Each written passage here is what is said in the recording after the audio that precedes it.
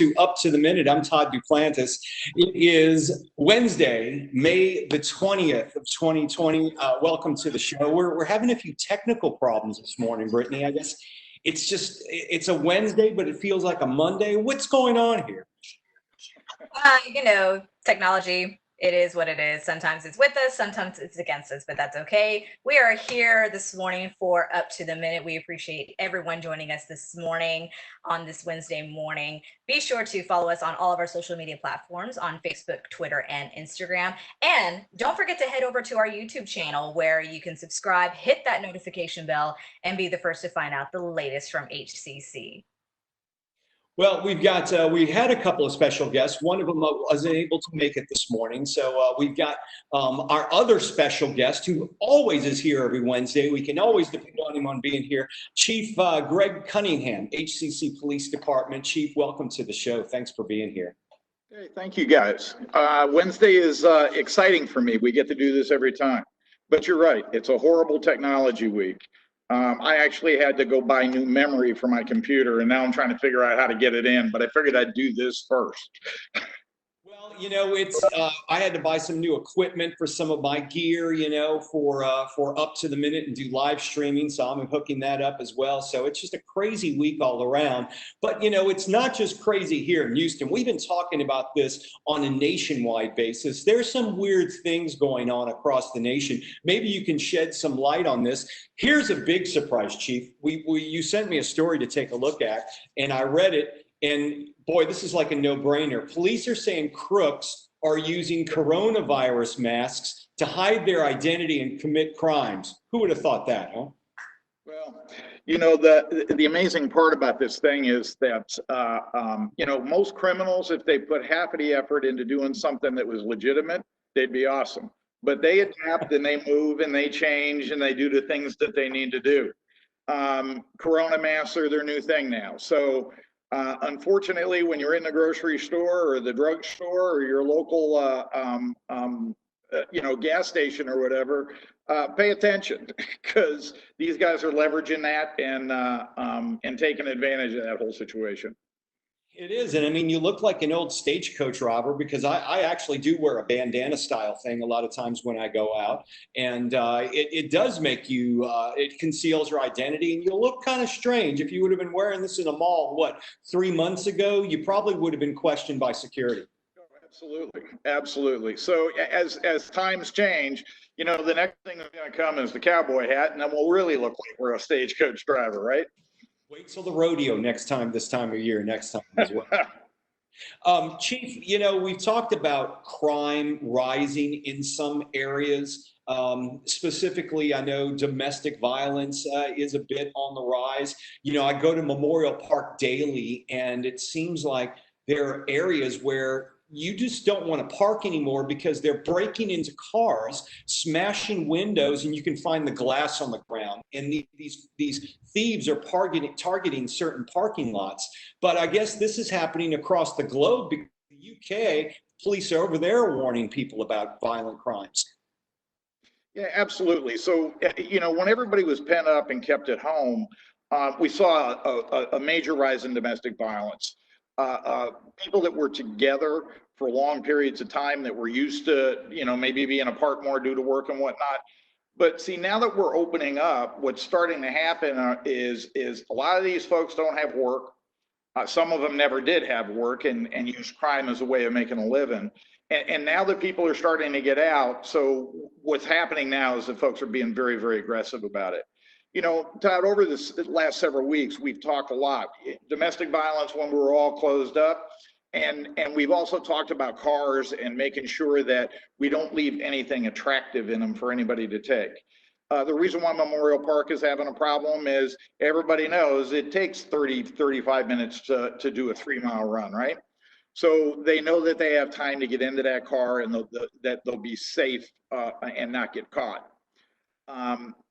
We really need to start paying attention to protecting ourselves here. And I will encourage you again, right?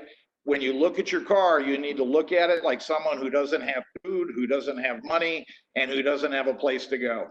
The things that you think aren't important, can be stolen either to contribute to what they've been begging off the street corners, or it can be sold or whatever to try to generate money to buy alcohol, narcotics, and in some cases even food. You know, these crimes, specifically, I'll go back to Memorial Park because I'm very familiar with it. They're pretty brazen, because I can't think of a time recently when I go to Memorial Park that I don't see a presence of Houston police officers. You see their vehicles, you see them on horseback, yet these thieves, do you think they're like you're talking about, looking for an opportunity where they may see something on the seat, or are they looking to target certain vehicles, and they're being pretty brazen about it? Yeah, well, I think it's probably a combination, right? As they walk by and they're looking in the cars, that's suspicious behavior, and you need to call the cops right away. Because let's face it, when you walk up to your car, you know it's your car, you unlock the door, it automatically unlocks, you jump into it, right? Anybody that's walking around looking through windows, they're shopping for something to steal.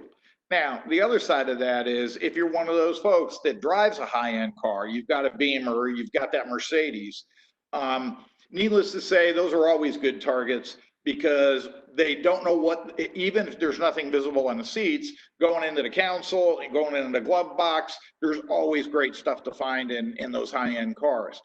And for that reason, I'd encourage you, take a look at your car, strip that stuff out of there. If you don't have to carry it with you to be legal, you really ought to think about getting it out of the car. Yeah, and you know, also one thing and more about Memorial Park, there's a number of parking lots, and the outlying ones seem to be hit the most. But if you park where there's more people, at least it seems to me you have a better chance. Just use a little common sense there. Yeah, a little bit of higher traffic. But so I don't know if we've ever discussed, but one of my hobbies is scuba diving, and there is Bonaire is a great place to go scuba dive, right? And it's all shore diving. So when you go there, you rent a truck and you drive from dive site to dive site. Again, diving, like jogging or any other activity, you're gone for about an hour. And it was common knowledge that don't leave anything in your truck at all that you weren't willing to not have when you come back. And I thought they were kidding, and I left a t-shirt, right? Because when you come out of the water, you're kind of chilly, you want to put on a dry t-shirt.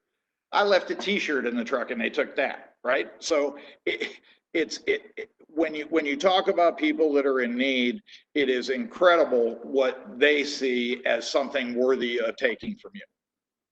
Yeah, it sure is. And you made a lot of sense, because you've said this really since day one when we had you on the show. You know, you may leave your lunch on the seat, or you may leave some spare change, and it's less than $1. But to someone, that means a lot, especially if they're hungry or just need $1 or so to buy some food. Absolutely. So one of the other things that we're going to start to look for now, and again, out of the UK, you see that they're already experiencing it, because they're maybe a half a week in front of us. But as we open up, what happened are the criminal street gangs start to come back out again now, right? And what ends up happening is now you got to watch out for turf wars, because the sheer nature of a street gang is it's about controlling territory, right? A lot of the tagging you see are gang flags, right? This is my neighborhood, stay out kind of thing. And what's going to end up happening now over the next several months is we're going to begin to see those turf wars as gangs try to grow a little bit, because they got out sooner than maybe another gang did. So again, guys, if you are either frequenting, you work in, or you live near areas where this gang turf war stuff is going on, you really need to kind of keep your head on a swivel, right? Pay attention and stay very aware of what's going on around you. Those gangs have always been notoriously violent, and they don't really care about bystanders. And it's for the next several weeks, if there's going to be, it's going to be a very dangerous time around those border neighborhoods. You know, we've also talked about this before, and you kind of touched on it a few moments ago, but being confined with close loved ones could lead to some tenuous times, especially with the sales of alcohol going up. You know, you got people in the same room, and we're seeing a climb in domestic violence around the country. I know the New York Times just recently wrote a story on this, and it really seems to be disturbing right now, Chief. Yeah, it's really kind of a horrible situation. And I guess what I want to say to the viewers are, number one is you have to realize that you're there, right? It's really important for you to understand when you're in a relationship that isn't healthy in two directions, right? And it doesn't matter if you're male or you're female, or if you're in a same-sex relationship or a standard heterosexual relationship. If that relationship isn't healthy and the two of you, it doesn't mean you'll never fight. It doesn't mean you'll never disagree. But when those fights and those disagreements become abusive, or when one partner tries to over control the other, the big piece for me is to tell you that's not right. It's okay that it's happening, but it's time for you to take action. And there are a ton of people that are out there waiting to help you, right? There's women's shelters, there's men's shelters, there's all kinds of places, 24 hours a day, 7 days a week. You can reach out and get help. And you know what? If you talk to them and you tell them what your issues are, and they give you some suggestions on how you might improve it, then that's always an option for you. But please don't stay in a relationship that's harming you, either mentally or physically. We've got to put a stop to it. We do. And, we want to let our students know, if you're watching right now and you are in a situation like this, of course, seek help, but you can also reach out to our counselors here at Houston Community College. Financial aid, advising, and our counseling services, along with all of our services, are around online, virtually. You can reach out through our website. You can fill out a form, simply call someone. But if you go to our website and Google counseling on the little magnifying glass, that'll lead you to a number where you can call someone to get help. Because, Chief, I know your group is still working right now, and really all of our services are working virtually because we can't be on the campuses. Yeah, absolutely. And thanks for bringing that part of it up, Todd, because our counseling folks are great. Even when we're at school, they spend a great deal of time working with students that are struggling with several different issues. They're licensed, they're intelligent, they're really, really experienced at this, and they're a great free resource for you. So please reach out to them and call. If your relationship isn't healthy, fix it, right? And the way you're going to fix it is by getting some help to change the dynamic in it. One final thing I want to talk to you about, Chief, that you'd sent an article on. Oklahoma is now going to be using breathalyzers to detect marijuana usage. What is this all about?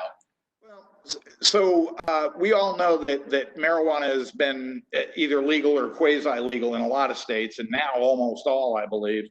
But what ends up happening is, just like when you drink, right, your behavior and your response times and whatnot are impacted. So we all know how to use a breathalyzer to determine that somebody is drunk now, right, and shouldn't be driving or shouldn't be on the job. But marijuana was always a problem because there was never any test. Or all of the tests that we currently use say that you've used marijuana, but they don't say that you're under the influence of it, right? So you may test positive for it, but there's no way to tell if it was yesterday or a week ago, right? Where this new breathalyzer option actually samples whether that user has been smoking recently, or ingesting it, chewables and edibles and all that sort of stuff. But it can tell if you've done it recently and if you're under the influence, and it also measures how far under the influence you are. Yeah, because, I watch Live PD all the time. It's one of my pleasures. I love that show. And half the time they're stopping these cars, and then they have the right to search them because they smell the odor of marijuana. A lot of these cars they pull over. So I guess this takes the guessing game out. You don't need it. You can smell the odor and give them a breathalyzer as well.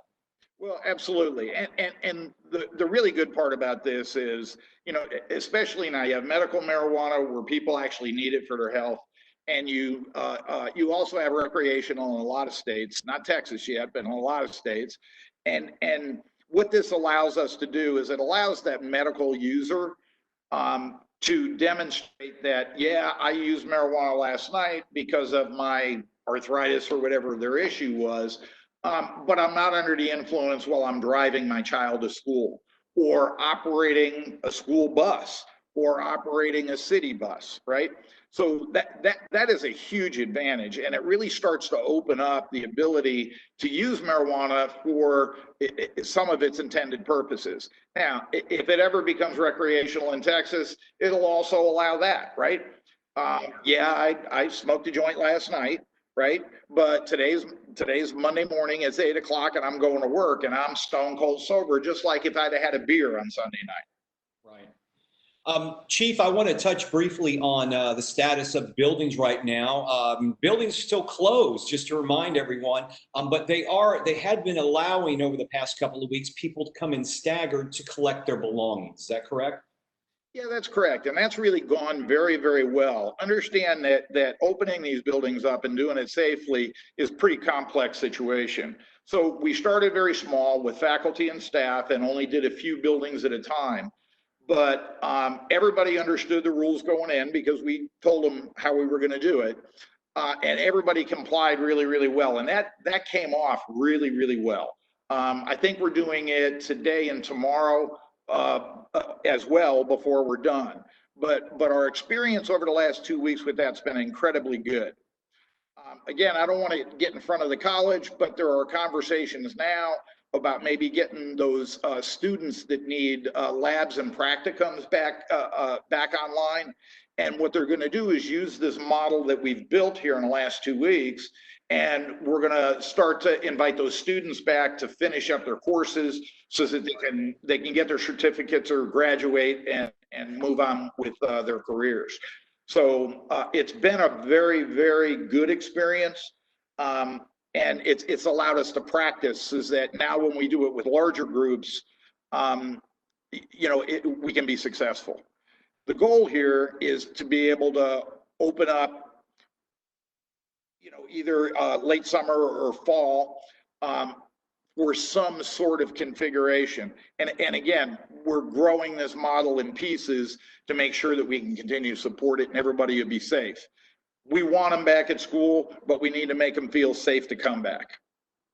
Yeah, and we've got to make them feel safe, and it's going to take a little while for people to start feeling safe. It's good to hear we're staggering this and we're doing some trial runs like you guys are. Chief, it's always great to see you on a Wednesday, and we look forward to seeing you in person one day. Yeah. Well, hopefully that's going to be sooner than later. And thank you guys very much. Again, it's always a pleasure to be here. I look forward to being back next week. All right, Chief Greg Cunningham, thanks for being here on the show. You have a good day. You too. So, Brittany, it was a bit of a little rocky start. Yeah, it certainly was, Todd. But we're up and going now. Yeah, we're here. We're here delivering great information to all of our Facebook viewers this morning and later our YouTube viewers. We do appreciate, again, that you all are here with us. Now, I'm here to talk about just, this little event that we have coming Friday. You might have heard of it. It's called our 2020 virtual commencement ceremony. Never heard of it. Is it this Friday? It is this Friday. It's something that, it's completely unconventional for us, but we are still here to celebrate all of the achievements of our HCC graduates, both from our vast academy and all of our associate's degrees and certification graduates for our main commencement. Now, I'm going to share my screen because I think it'd be great for me to share this information at this time. So just bear with me all. I'm going to talk a little bit about our graduation. Now, it's happening this Friday, May 22nd. VAST will take place at 11 a.m. and then our main commencement will take place at 2 p.m.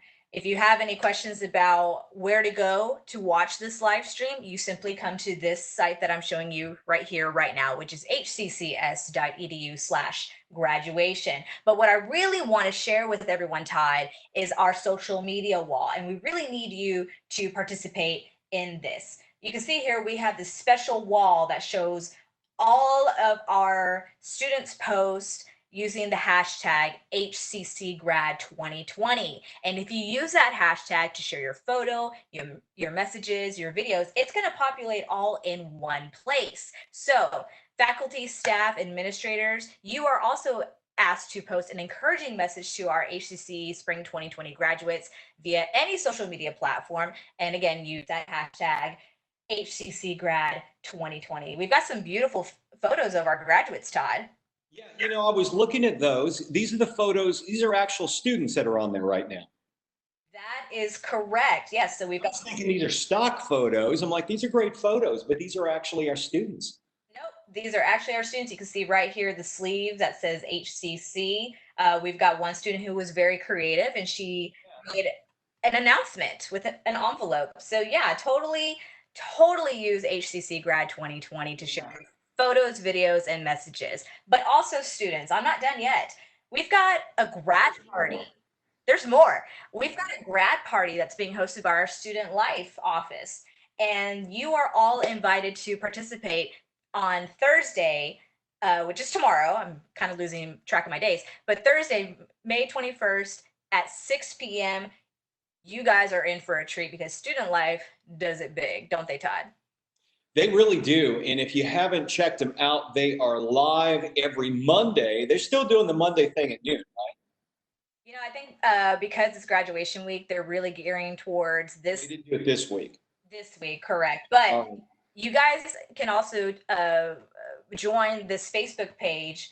It's a group page. It's facebook.com/group/HCC Grad 2020. We've got someone here who's really excited already about this event. You can take a poll about, you know, your song requests.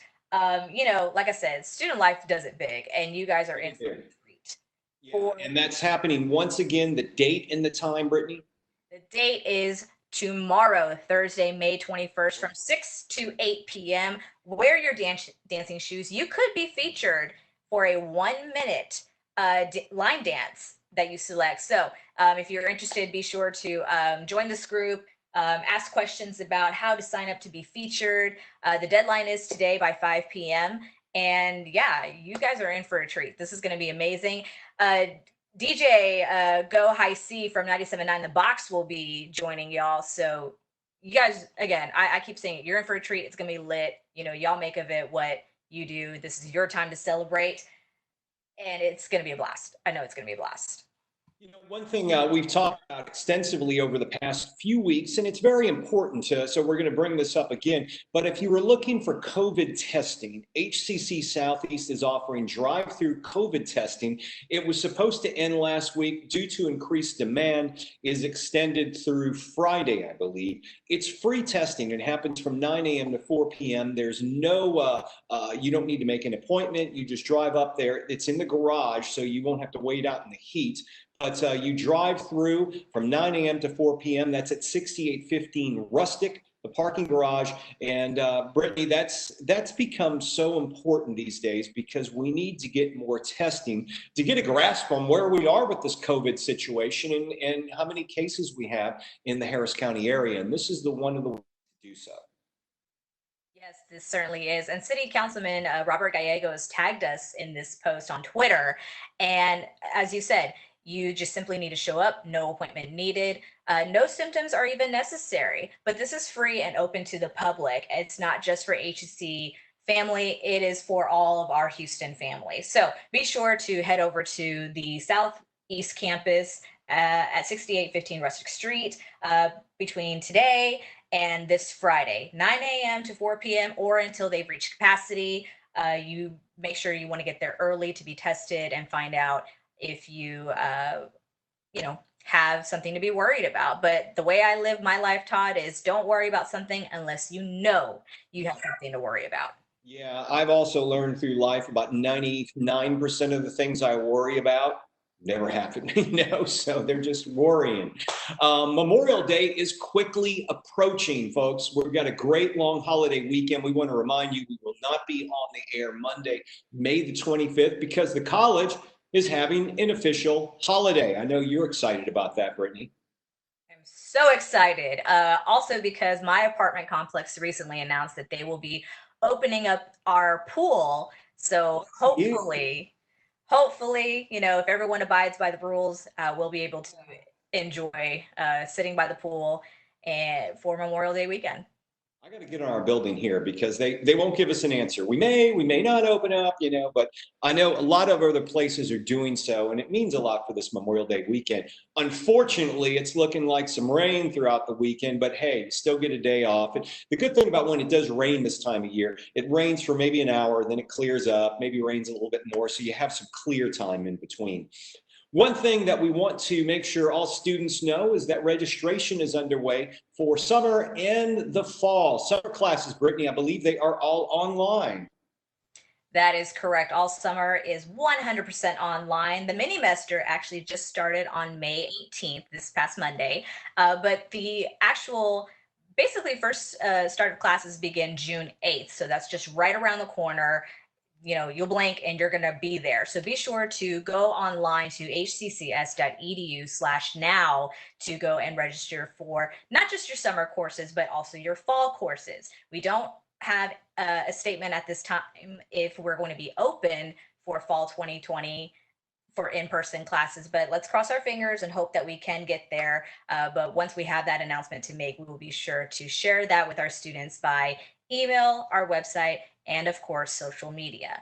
One other thing, Todd, I do want to talk about before we almost wrap is quickly about the grading policy that has temporarily changed for spring 2020. Students, if you haven't done so already, this Friday, May 22nd by 5 p.m. is your deadline to submit your grade option of either a letter grade or the pass/non-credit option for all your spring courses.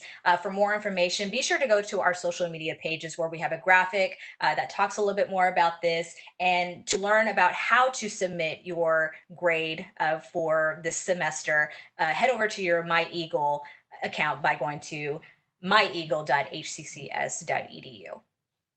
Brittany, we're about to wrap things up. I want to remind everybody tomorrow and Thursday, we'll be focusing on the arts because the Center of Excellence for Visual and Performing Arts has had, when they closed down the buildings, Brittany, we had a number of student exhibitions and competitions that were going to take place. They wanted to keep those going. And in order to do so, they had to be creative and showcase through Instagram and YouTube. We've got Michael Cohn and Catherine Fields will be on the show tomorrow to talk about some of these contests because we promoted a few of them online.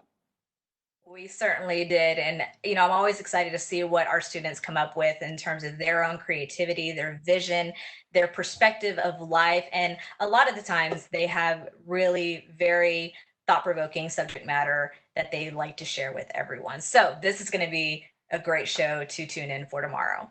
That's right. Tomorrow morning, we will be back, hopefully technology problem free. Either way, we'll be here at 10 a.m. live. Thanks for joining us on Up to the Minute. We'll see you tomorrow.